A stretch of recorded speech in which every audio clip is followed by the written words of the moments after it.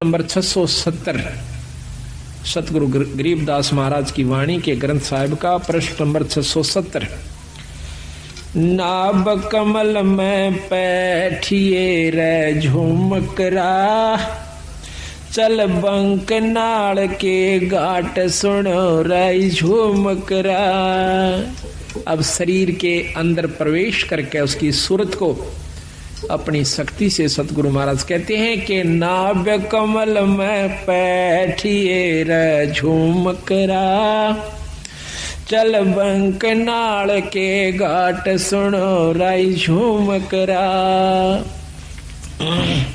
नाभि कमल अंदर सूरत समोह और नाभि कमल है सुंडी के पीछे ने, इसमें चलिए और वहां से फिर बंक नाल एक नाड़ी से पतली सी उसके महा का प्रवेश जब ये सुरत करती है वह नाड़ी सुरंग के समान लगती है। जैसे दूरबीन को उल्टी तरफ से देखा इतनी होती है, वह कम से कम 20 फुट लंबी नजर आया करे और बहुत चौड़ी नजर आवेगी दूरबीन। हम ये लेवल मशीन होती थी हमारे महकमे में, उसको जब उल्टी तरफ देखते थे वह इतनी होती है एक बिलांत की, और उल्टी तरफ से देखते तो वह कम से कम 10 फुट की इतना चौड़ा लंबा उसका विस्तार नजर आया करता था उस लेंस के कारण। इसी प्रकार जब ये आत्मा ये जीव उस बंक नाल में प्रवेश करता है तो फिर ऊपर को यानी इन हड्डी के बिल्कुल साथ साथ अंदर की तरफ रीढ़ की हड्डी जिसको मेरुदंड भी कहते हैं, इसको कड़का बांस भी कहें से, इसके साथ साथ से अंदर की तरफ चलती है। उसमें काफी बंक हैं, ऐसे नो मोड़ के कभी यूं भी घूम जाती है मेरुदंड के साथ से, कभी सीधी चल रही है, कभी यूं मुड़ जाती है, कभी यूं घूम रही है। इसको बंक नाल कहते हैं। ये कई प्रकार की हैं। इस हर एक शरीर की न्यारी न्यारी बंक नाल है। सूक्ष्म शरीर भी है, स्थूल शरीर की न्यारी है, सूक्ष्म शरीर की बंक नाल अलग है, कारण की अलग है। और फिर इस बंक नाल के पार जीवन जाना हो से।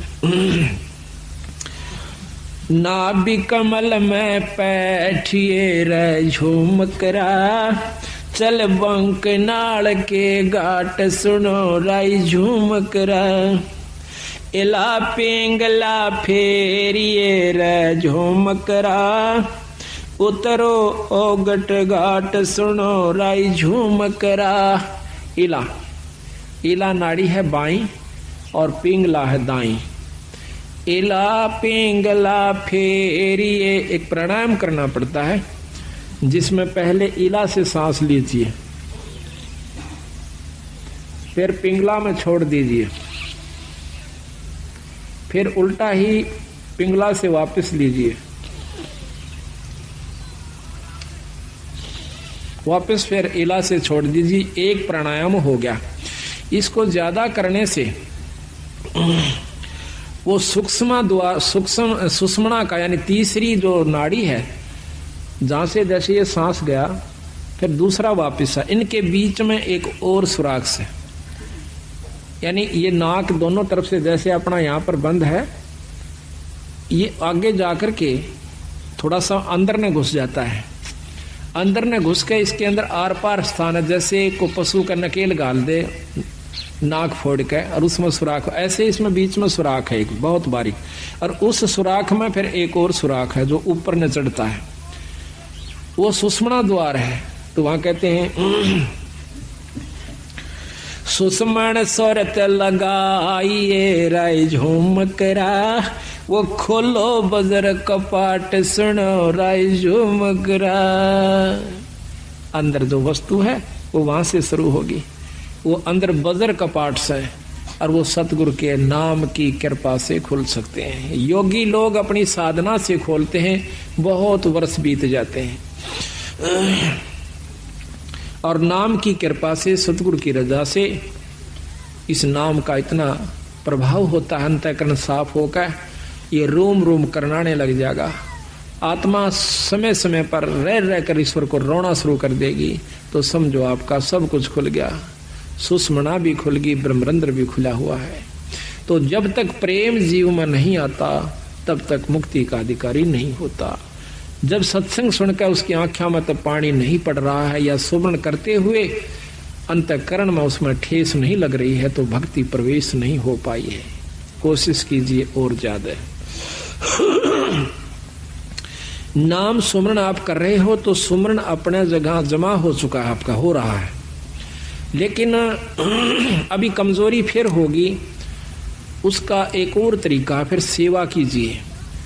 आप सेवा करके देखियो किसी धाम पर अपने बंदी छोड़ के पर अपनी सत्संग में हाथ से सेवा करके देखना, और हो सके तो बर्तन तक साफ कीजिए, हो सके तो जूते तक भी साफ कीजिए, फिर देखना आपका सब कुछ खुल जाएगा। पर ये काम नहीं हो, ये होगा जो बात बनेगी।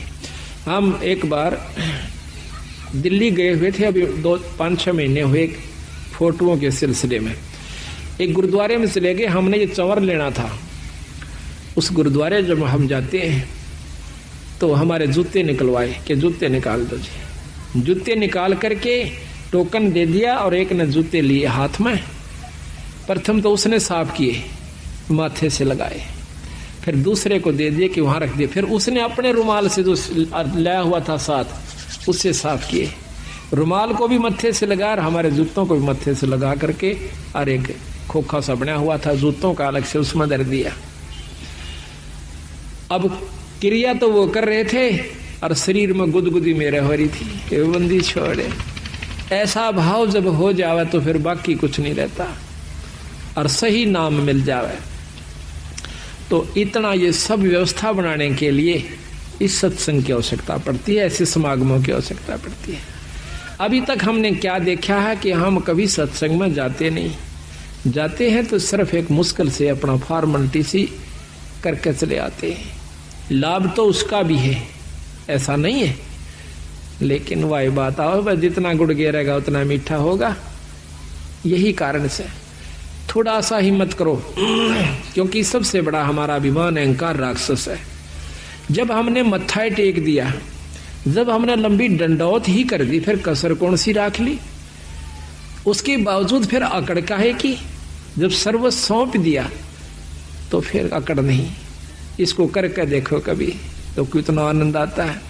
आप सत्कर मान लियो, मुझे तो आप मतलब समय नहीं देते, मैं अब भी आपके जूते साफ कर दूं, ठाकर दर दूं, मुझे कोई न, ये एक मात्र भी ये नहीं है कि मैं बहुत बड़ी पर उस पर पहुंच चुका हूं ना। ये जीव जब तक इस सृष्टि में है वो कुछ भी नहीं है। यहाँ से निकल ले जब जानिए तो हमारे अंदर ये बात कभी भी घर नहीं कर दी कि मैं संत हो रहा हूँ और मेरे सैकड़ों हजारों से सो गए, मैं बहुत बड़ा बन गया। कुछ भी नहीं हूँ, जीव का जीव हूँ। अगर ये यहाँ से छुटकारा नहीं हुआ, अगर आखिर में भी पैर उलझ गया तो भी ज्यों का त्यों है, चक्कर फिर लंबा चौड़ा से। महाराज की कहते हैं कबीर, मन के मते ना चालिए, इस मन का के विश्वास, और साधु जब लग डर कर, जब लग पिंजड़ सांस। जब तक तेरे शरीर में सांस है ना, तब तक विरा रहना सावधान है।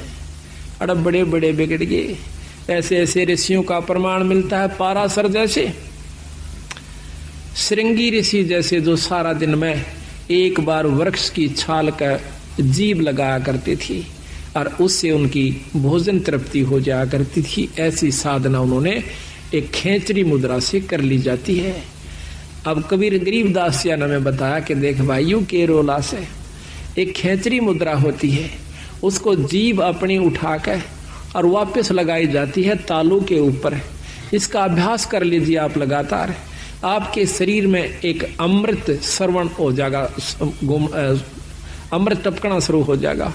इस तालू के ऊपर या जीभ से ऊपर लटके से ना, इसके ऊपर एक अमृत सरोवर है, उसमें अमृत है हमारे शरीर में, पानी सा है।